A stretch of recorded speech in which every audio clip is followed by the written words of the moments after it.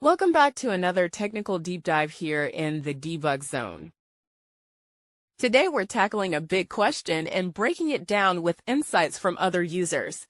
Hopefully this clears up some misconceptions and helps you get the answer you need. So buckle up, stay a little curious, and let's jump right in.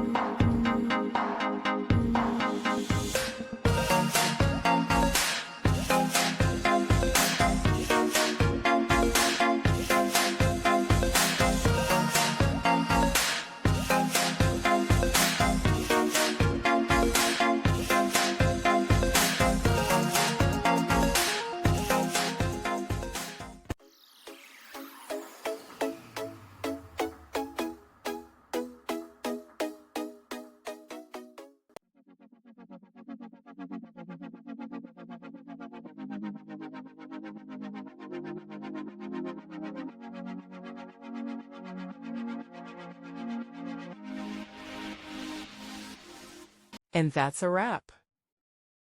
I hope you found the answer you were looking for. If you did, take a second to hit that subscribe button. It really helps out. And let me know in the comments which solution worked best for you. See you next time in the debug zone.